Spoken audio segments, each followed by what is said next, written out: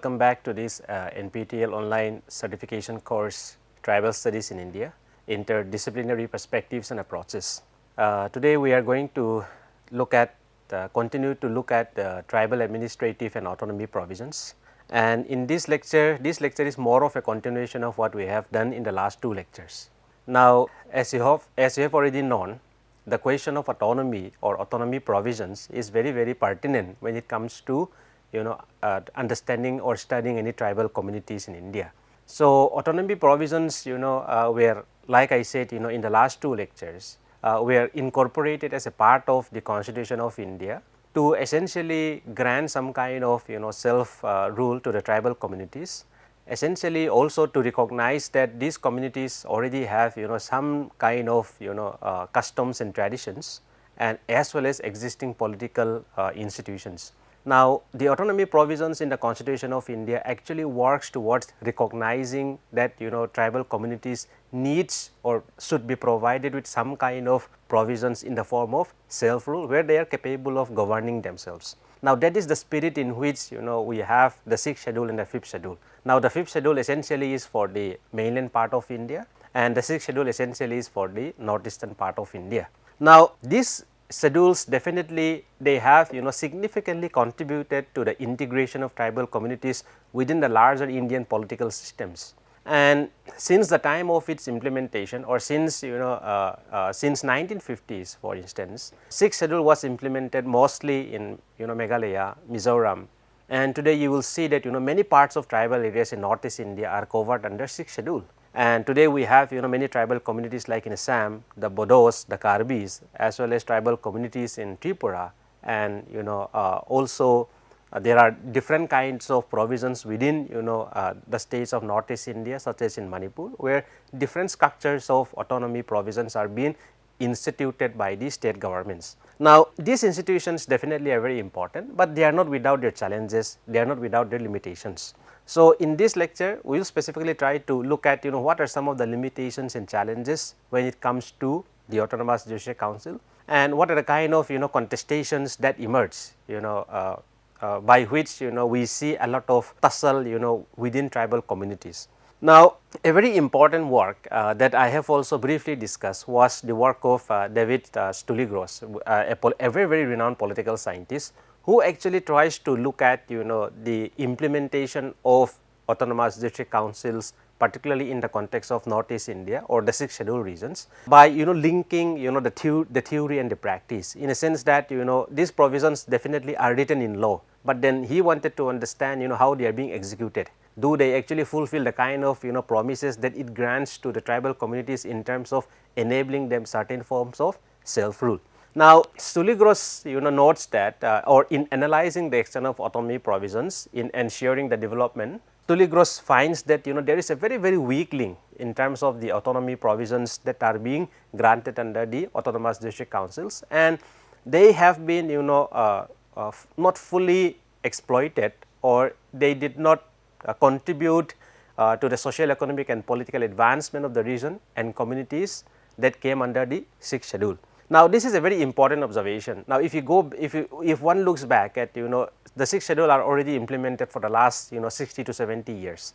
Since the time of the coming of the Indian Constitution, the 6th schedule were already in force in many parts of northeastern India. Now, the question that Stouligros was asking when his work came out in the late 1990s, to an extent is very much still relevant in terms of trying to really understand how far these autonomous judiciary councils have fulfilled their promises, not only in terms of ensuring political or ensuring decentralization of power, but also in terms of bringing about positive change socially, economic and politically. So, one of the significant drawbacks with this autonomous judiciary council is that the budget allocation, in the sense that they have a very limited financial autonomy. On matters pertaining to say law, essentially the judiciary or the executive, to a very large extent these autonomous judiciary councils have a lot of power. But when it comes to the financial autonomy, that is one of the drawbacks that autonomous judiciary councils have, because the funding which comes from the central government are still routed to the state governments. Now, the state governments continue to have some kind of grip on these institutions. So, that is to say that the state has overriding powers over budget preparation and grants in aid for small developmental projects. Now, in some states like Mizoram also, you will see that the northern part of Mizoram, particularly where the dominant Mizo communities reside, are always mostly in contestation with the southern part of Mizoram, which have 3 distinct autonomous councils. Now, one of the biggest complaints, or one of the tension between the dominant communities like the Mizo communities and the communities belonging to the Chakma, the Lai, the Mara, essentially is that on the question of financial autonomy. Now, definitely now there are talks about this direct funding of ADCs from the central government, that the funding should directly goes to them. Now, this is an issue that is always very contested issue, but if one look at it, if one looks at the functioning of the Autonomous Judicial Council, you will see that the significant drawback essentially comes largely from the lack of financial autonomy. So, more importantly, the district and regional councils, although are delegated with developmental functions such as constructing roads and schools, to name a few, but neither state nor central government are obligated to provide funding to the same. One of the major sources of funds for the autonomous district councils come from the tax collection in the 6 scheduled regions. However, the tax collection also falls short for the development projects, as majority of the tax comes from the forest royalties and non-tribal residents. Now, so the question of financial autonomy is the tussle between state governments and existing ADCs. So, I have taken the example of Mizoram. Now, if you look at Assam, if you look at Meghalaya also, there is always this contestations between the state and the ADCs, essentially because the autonomous district councils have a very little say in terms of fund utilization, in terms of fund disbursement. Now, we will, as we proceed, we will try to delve a little bit more deeper as to why this is happening. So, in the aspect of social development, the ADCs in Khasi Hills in Meghalaya, for instance, have codified customary laws along with the laws which are quite inconsistent with the tribal customs. This codification was envisioned to enunciate the customary laws more comprehensible to the Indian courts and meant to preserve the traditional rules of tribal governance. However, there are many instances where the interpretation of laws are not congruent with the traditional customs. Now, one of the reasons why we have why there is this need for having a separate autonomous district councils for the tribal essentially is to protect and preserve their customs and traditions. Now, we already know that many tribal societies, whether it is in the northeastern part of India, whether it is in the mainland part of India, are largely an oral culture. This is not to say that till today they are very much an oral culture, but you will see that much of the customs, much of the traditions are deeply rooted in the oral culture of the communities. So, hence one of the primary agenda of these ADCs is also try to really codify their customary laws. Now, for example, communities like the Mizos, they are one of the community who were one of the first one to codify their customary laws. Now, many tribal communities today try to codify their customary laws. Now, in the Khasi Hills in Meghalaya, what we see is that there is this inconsistency in terms of the way in which the customary laws are being codified.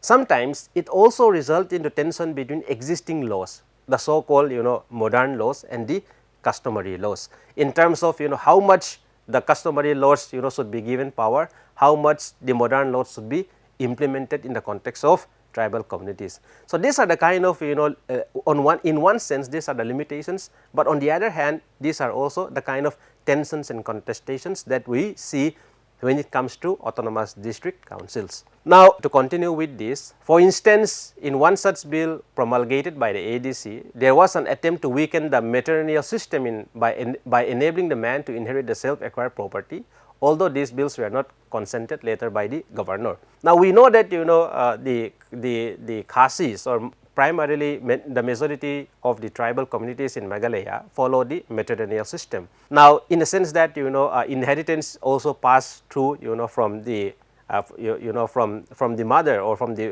the female side. Now, but if you look at who are the one who are essentially in the autonomous judicial council, these are mostly the men again.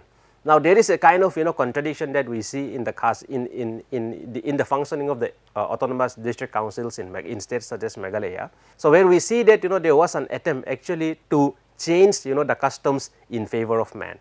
Now, although this law actually was not consented by the governor and is not enforced, but we see that it can be used against existing customs and traditions.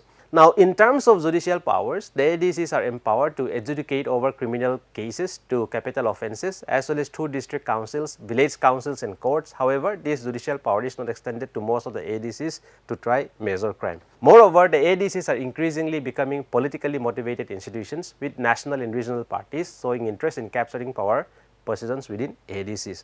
Now, this is one of the reasons why there is always a tussle between state governments and autonomous district councils, essentially because of the politicization of autonomous district councils in Northeast India, particularly in states like Mizoram, Meghalaya, Tripura. Now, for instance, if the ruling party in Mizoram at the state level is a different party, is a national party or regional party, and if autonomous district councils are ruled by a different political party, then the tension, the tussle between these two political parties also significantly widen, which further affects the proper working and functioning of the autonomous district councils. Now, this is one of the reasons why we see a lot of contestations, we see a lot of tussle, essentially because of the politicization of the ADCs in the northeastern part of India.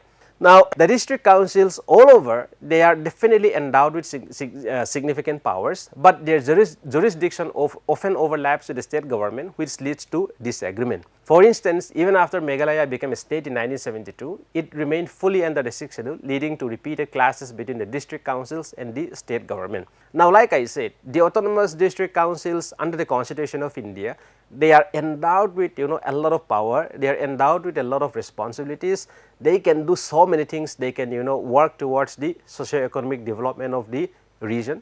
But what we see is that there is always this tussle of in terms of power between state governments, tussle of power between district administration and the autonomous district council. Now, this does not only happen in areas which are under 6th schedule, it is also very common even in states like Manipur, where tribal communities have their own autonomous district councils, essentially because the line that separates the power and functions of the district commissioner and the autonomous and the members of the autonomous district councils always collide, and there is always a tension, there is always a power tussle between these two sets of institutions. Now, in the case of Meghalaya, it becomes far more unique because when Meghalaya was upgraded to a state in 1972, it continued to retain the 6th schedule status. Now, it means that one, there is the institution of the state, and on the other hand, within that you have different kind of political structures in the form of 6th schedule. Now, some other states like Mizoram is a different story. The entire state of Mizoram today was before under the 6th schedule, but after Mizoram became attained a different statehood in 1987, the 6th schedule was no longer retained, particularly in the northern parts of Mizoram. So, however, since it was retained in the southern part of Mizoram, then you see the kind of tussle between the government of Mizoram and the autonomous district councils within Mizoram. Now, in the case of Meghalaya, it is unique because Meghalaya was upgraded to a statehood, but it chose to retain the 6th schedule status. Now, we have on the one hand you have the MLAs, for instance the member of legislative assemblies, and you have members of the autonomous district councils who sometimes enter into clash, essentially because of the blurring of the boundaries between these two institutions. Now, according to paragraph 12A of the 6th schedule, when such conflicts happen, the laws made by the state legislature take priority.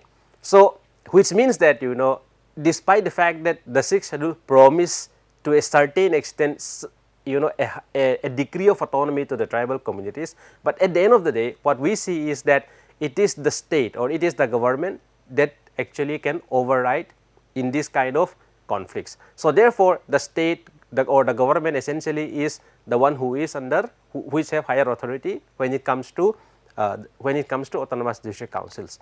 Now, scholars like Datta and Buyan also note that in these situations the state holds the upper hand. This often creates obstacles in the council's functioning and weakens the power given to them by the constitutions. Another major issue is the overlapping responsibilities between district councils and local bodies created under the 73rd and 74th constitutional amendments, such as the panchayats and municipal bodies. Now, one of the tension and contestations that we talk about is between district administration, state governments and the ADCs. And within that also there is another institutions which are the traditional institutions. The irony is that despite the fact that the 6th schedule essentially was to empower and recognize that tribal communities have their own political institutions, what the 6th schedule actually did is that it created new institutions within the communities.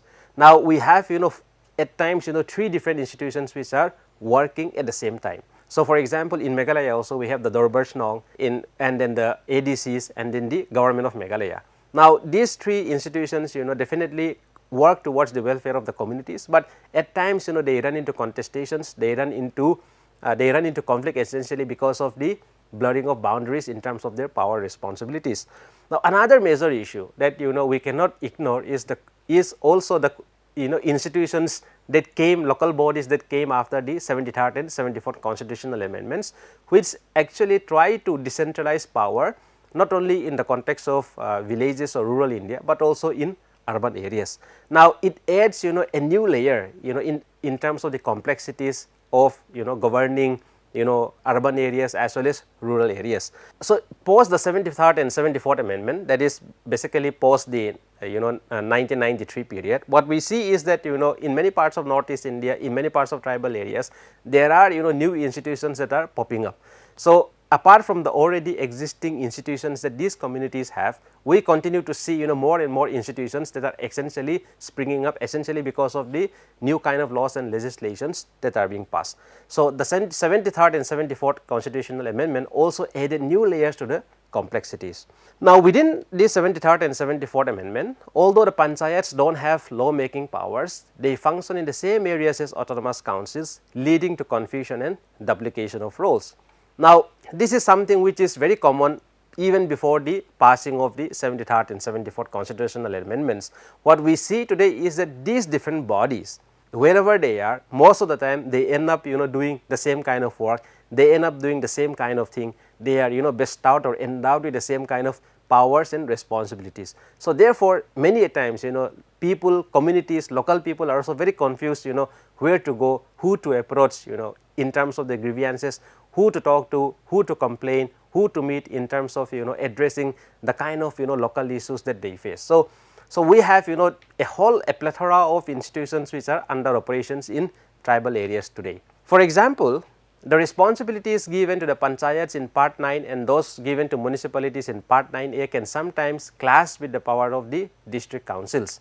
Now according to the 2001 report by the National Commission to review the working of the constitution, some council officials misuse their powers or act arbitrarily. So therefore you see that there is a lot of collision in terms of power and responsibilities on the one hand between the government, between the state governments and the autonomous district councils, and post the 73rd and 74th amendment, what we see is that with the coming of, with the granting of decentralization of power essentially to urban areas as well to to municipal bodies and also to rural areas in terms of panchayats, you see that a new institutions are springing up, and what it does is that it ended up in terms of duplication of role, it ended in terms of confusion as to what these different institutions should do, or the kind of boundaries between these different institutions become very, very blurred. Another major challenge that these institutions essentially face is the issue of corruption. All over one of the strongest accusations or one of the reasons why many state governments also refuse to give direct funding or refuse to support the issue of direct funding to autonomous district councils essentially is because of the issue of corruption. Now for instance, a study by Triveni Goswami on the Dima Hasao Autonomous District Council in Assam highlight cases of serious corruption in poor management. Now the Dima Hasao in Assam, which has a very rich in terms of natural resources and receives substantial funding from the central government, development has been slow due to the misuse of funds by different departments. Now even in the context of Manipur, even in the context of Mizoram, many a times what you see is that while the benefits of autonomous district councils are definitely there, we also see that there is this concentration of power and there is this concentration of wealth within the local communities. So, it means that it means that to a very large extent the benefits of autonomous district councils are very restrictive, very limited, and it sometimes ended up only reinforcing existing socio-economic inequities within tribal societies. And this becomes more evident when we have a lot of issues pertaining to corruption and poor management of funds. Another major issue when one talks about autonomous district council is on the question of land and natural resources. Now, there is an important case, that is in the District Council of United Khasi and Jaintia Hills versus Sitoman Sahuan, where the Supreme Court of India ruled that the District Council did not have the authority to make a law allowing the transfer of land to non-tribal people. Now, this is again very paradoxical. The question of granting 6th schedule to tribal communities essentially is to enable them some form of self-rule and also govern the natural resources, out of which land, water, forests are very pertinent. Now, in this case what we see is that the Supreme Court made the ruling that the district councils in Meghalaya do not have the power and authority to come up with a law that will allow the transfer of land to non-tribal people. Now, in the last lectures, in when we talk about the question of displacement and dispossession, we have already said that one of the reason why there are a lot of tribal unrest,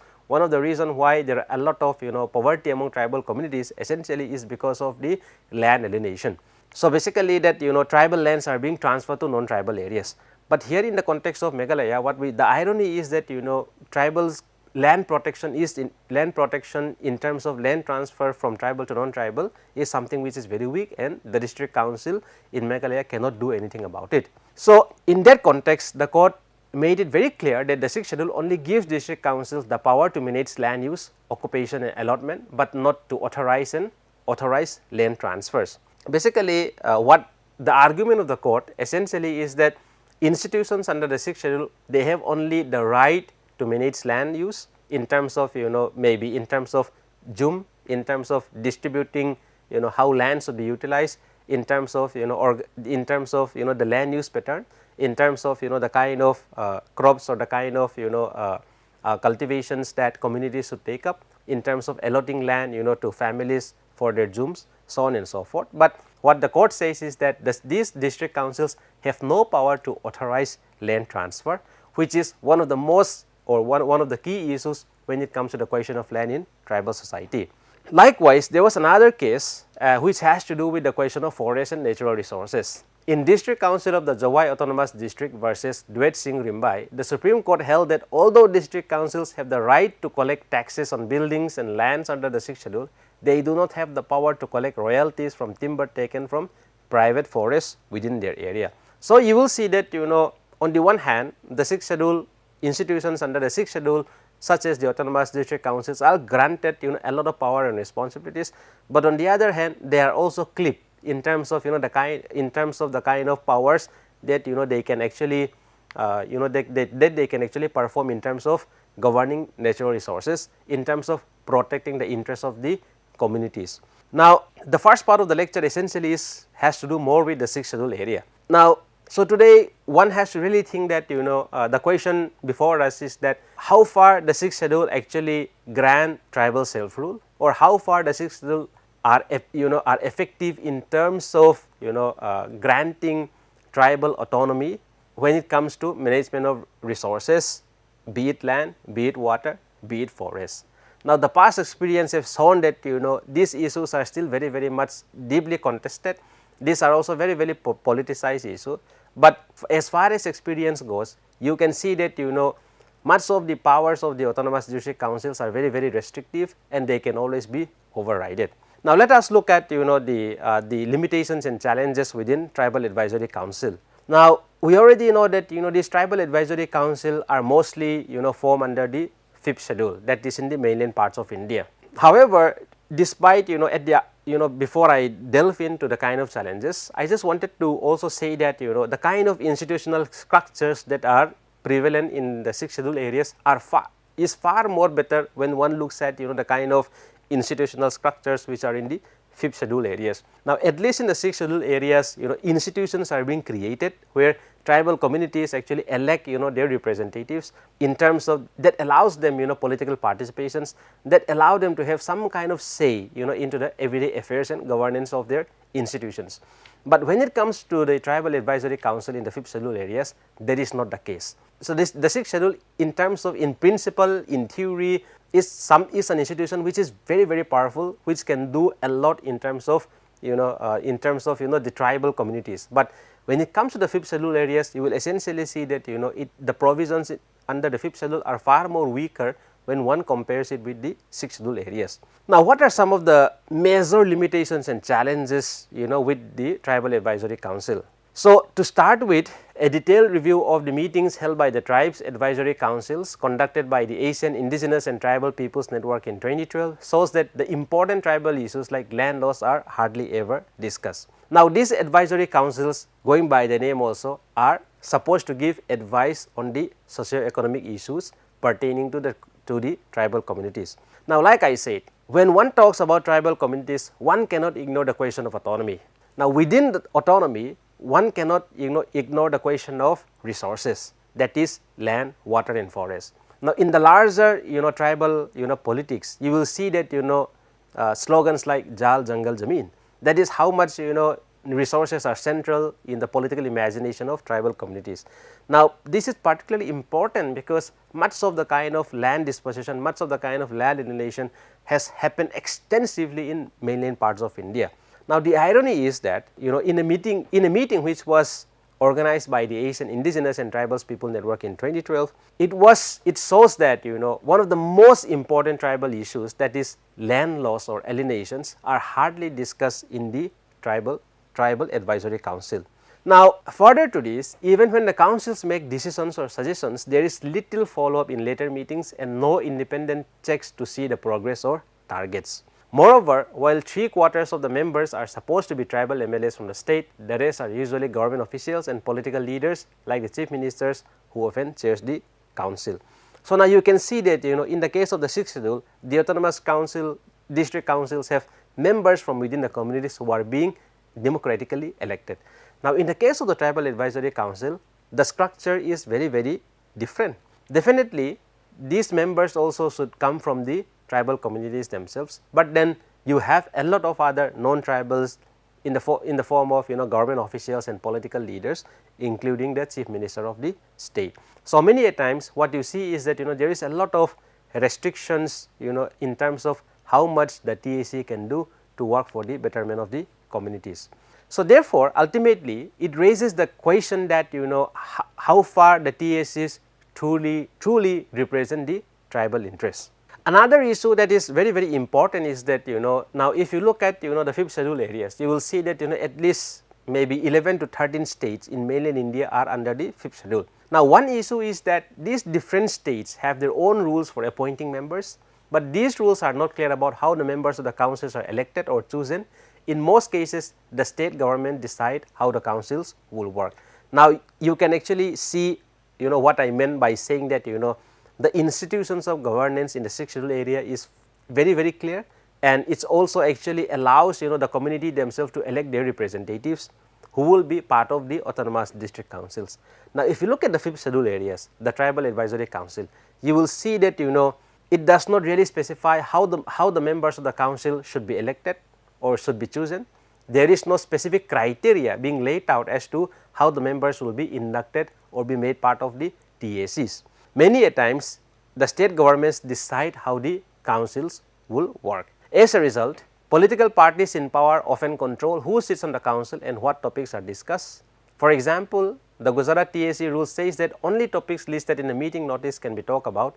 In Jharkhand, only matters referred by the governor can be discussed. Now, like I said, in the northeastern part of India also, you will essentially see that there is this politicization of autonomous district councils, in the sense that political parties, everyone compete to rule and govern the ADCs, right. Now, in the context of TAC also, essentially the ruling power, the ruling government essentially control who will be members of the TACs and what kind of topics are to be discussed. So, in many ways, constrain the kind of issues, that are to be addressed under the TACs. So, TACs members also have limited powers to raise their own issues. In Chhattisgarh, for example, unless the topic is listed in the meeting notice or approved by the chairperson, it can't be brought up during the meeting.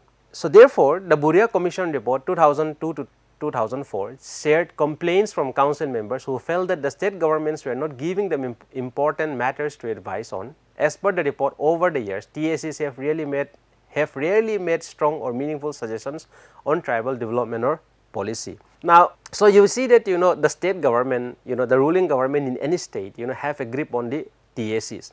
In the context of the 6th schedule also, to a very large extent, the state government does have power, still is hierarchically on the top when it comes to governance. But you will see that members of the ruling members within the autonomous district councils cannot be stopped or cannot be asked not to raise any kind of issues. But in the case of TACs, what we essentially see is that many a times members of the TACs themselves are constrained because of the kind of limited powers that they have. So, this is one of the observation which came up very strongly in the Buria Commission report also, which notes that many of the council members also feel that they were not given a chance to raise real issues pertaining to tribal communities, nor they were not also many a times not in a position to give recommendations and policy suggestions for the betterment of the community. Now, when some issues do come up, the councils do not usually follow through. Between 2000 and 2005 and 2011, for instance,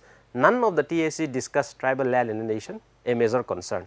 Now, so we are coming back to some of the most pertinent issues, some of the most contested issues when it comes to tribal communities, that is on the question of land.